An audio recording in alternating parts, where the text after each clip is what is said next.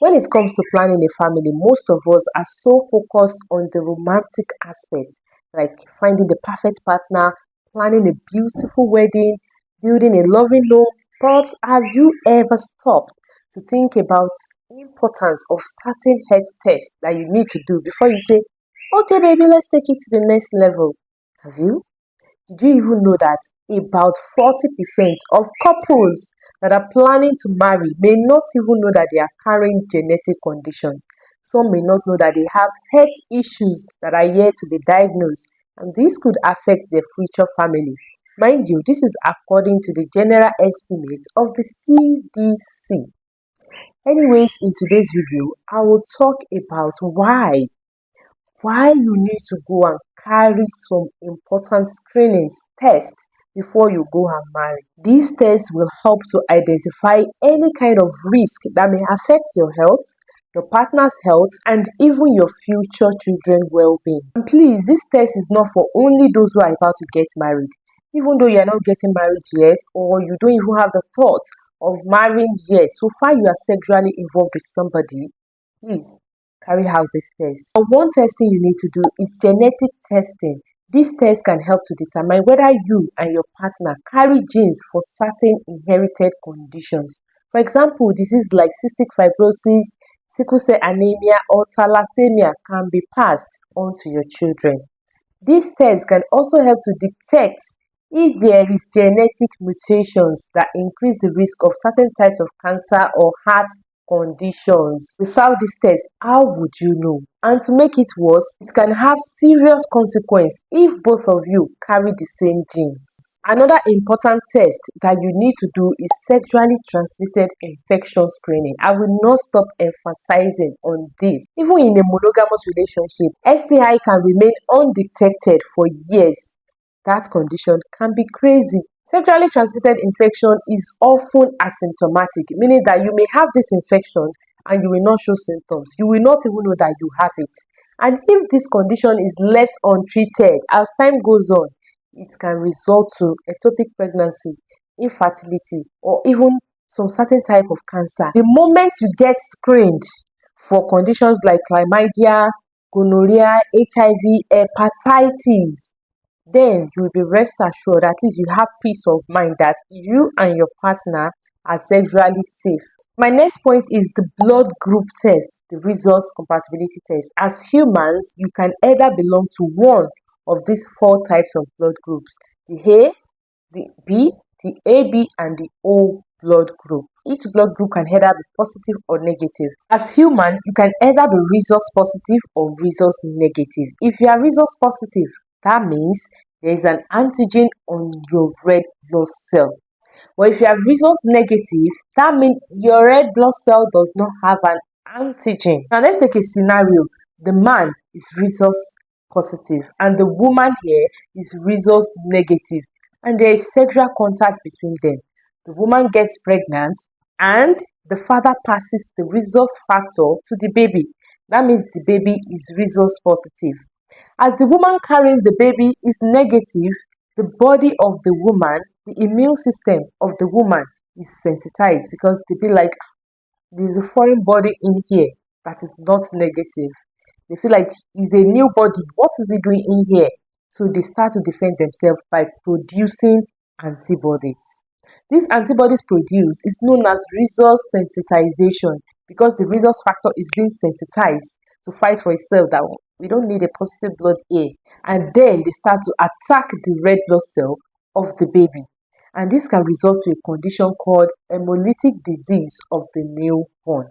Now, the thing here is, if it is the woman's first pregnancy, resource sensitization is not usually the problem because the mother's immune system will not start producing antibodies against the baby red blood cell until after birth. That is, if the mother is now sensitized during childbirth, when the baby's blood and the mother's blood will mix together, these antibodies will remain in her system, waiting to attack the red blood cell of subsequent pregnancy. With the second pregnancy, they talk like that. Now, in second pregnancy, if the mother is already resource sensitized, her immune system antibodies can cross the placenta and go and attack the rhesus positive baby blood.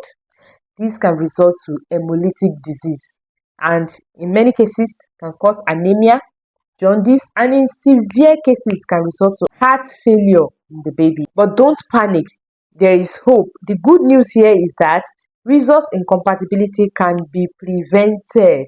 If a rhesus negative mother is carrying a rhesus positive baby, she can be given an injection. The injection is known as rhesus immunoglobulin, commonly known as ROGAM.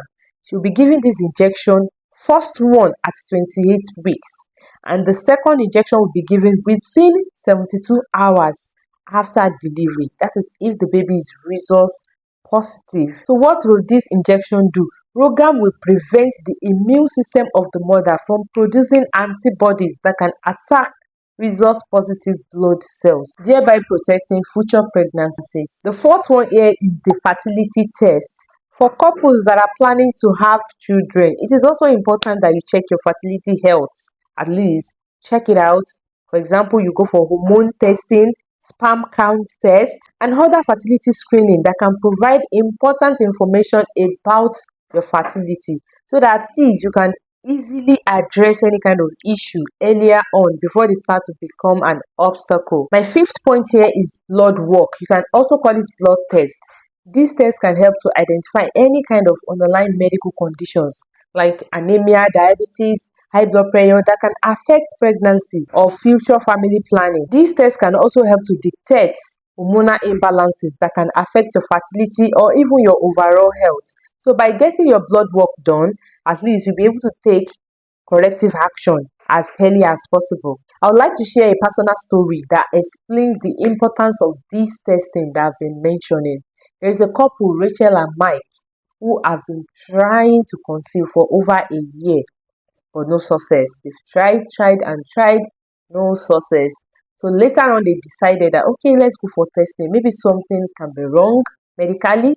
So they went for testing, and that was when they discovered that Rachel had an underlying medical condition, genetic disorder for that matter, and this can be passed on to their children. So there is no how they can even continue to try for kids of their own. They were so devastated that they have no option other than to take charge of their situation.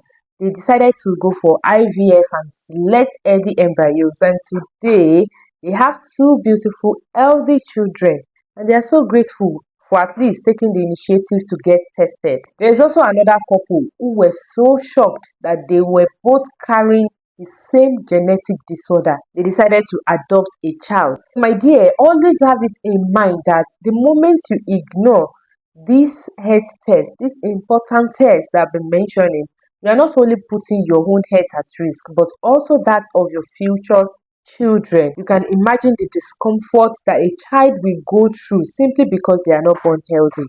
Imagine the emotional challenges, the financial burden, and a whole lot of heartaches that you can eventually go through. Get medically checked before you bring a new life into the world. Thanks for watching, and I'd love to hear your thoughts about premarital testing. Okay, let's say about all the tests I've mentioned earlier. What do you think about it? Let me know in the comments, and don't forget to hit that like button. And go and like, share this video so that your people, those you care about, can make use of this useful information. And please hit the subscribe button, and don't forget, your health is my mission, so please keep thriving.